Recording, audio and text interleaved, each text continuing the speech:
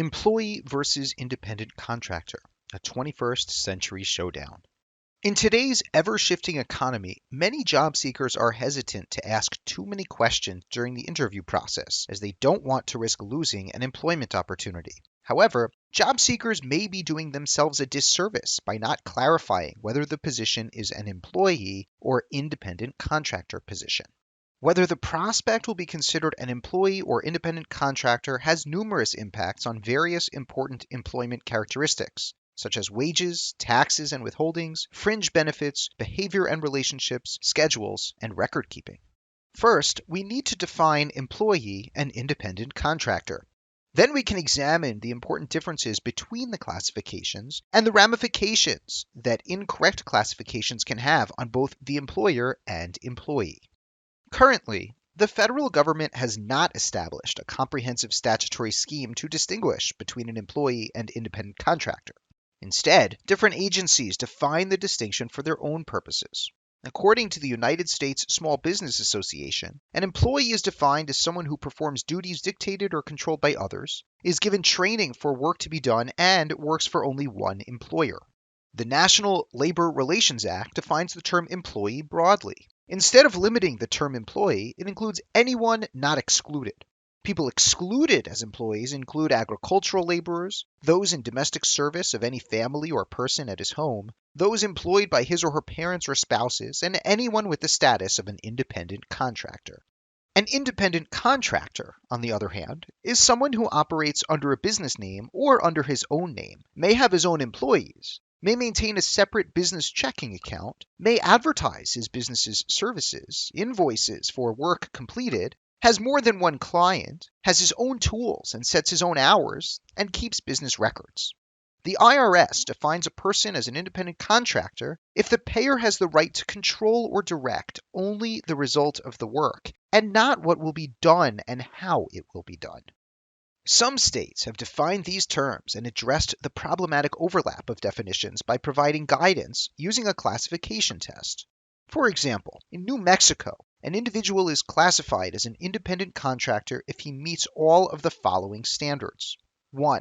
He provides labor or services free from direction and control over the means and manner of providing the labor or services. 2. He obtains business registrations or licenses required by state law or local ordinance. 3. He provides labor or services and furnishes the tools or equipment necessary to provide the labor or services. 4. He retains the authority to hire and fire employees to perform the labor or services. 5. He receives payment for labor or services upon completion of the performance of specific portions of a project or is made on the basis of a periodic retainer. And 6. He represents to the public that the labor or services are to be provided by an independently established business. Essentially, employees get paid for work under direct supervision of an employer, while independent contractors take on a job for a price, decide how the work will be done, and decide if it is necessary to hire others to help do the work. There are many practical differences between employing an employee and independent contractor. Taxes. The issue of withholding taxes is critical to this dichotomy. It is the responsibility of the employer to withhold an employee's federal and state income taxes. The employer is also required to pay the withheld taxes to the IRS and any applicable state agencies. People working as independent contractors, on the other hand, must pay their own income taxes, and the employers, in most cases, need not withhold the taxes. Social Security and unemployment. A second distinction between employees and independent contractors concerns Social Security and unemployment insurance. In most cases, employers are required to make payments into Social Security and unemployment insurance on behalf of employees.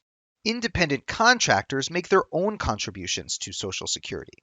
An employee also need not purchase unemployment insurance for independent contractors because the independent contractor is viewed as self-employed. Healthcare and retirement benefits. When employers offer certain retirement plans, those employers must make the retirement accounts available to all employees.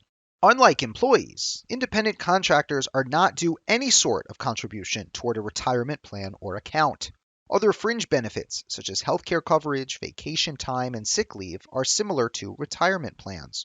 These benefits are available to employees under myriads of federal laws and regulations, but not to independent contractors. The current patchwork of laws across the United States makes it difficult for individuals and potential employers to differentiate between independent contractors and employees. Clarifying this confusion is important because of the harm mistakes may inflict on both workers and employers. Some of the harms that can be caused by incorrect classification include: employees may lose employment benefits such as health insurance, sick days, overtime, and retirement benefits if misclassified. Employees and prospective employees may lose protections afforded under occupational safety laws and anti-discrimination safeguards. Competing businesses and taxpayers may be forced to pay, for example, emergency medical costs or welfare for uninsured employees who, by right, should have been covered under employer health insurance plans or unemployment insurance. Misclassification also has legal punitive consequences for employers under both federal and state law. First, if an employer misclassified an individual as an independent contractor instead of employee, the employer may be required to reimburse the employee for wages that should have been paid under the Fair Labor Standards Act, including overtime and minimum wage. Second, an employer will have to pay back taxes and penalties for state and federal income tax withholding that should have been paid to the government.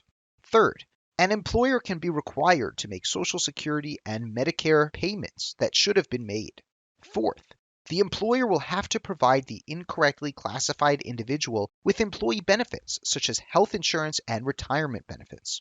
Finally, many states now impose criminal penalties such as jail time and fines upon a business that intentionally misclassifies an individual as an independent contractor. Although a job seeker may hesitate to do so, one issue that must be clarified in the hiring process is whether a prospective worker will become an employee or independent contractor. Once classified, it is extremely important to understand what that classification means in terms of pay, taxes, benefits, and scheduling. As technology continues to advance and more people are able to work on remote and per project bases, more people find work that falls in the gray areas between employee and independent contractor work. As such, knowledge of this area and understanding its importance is more important than ever.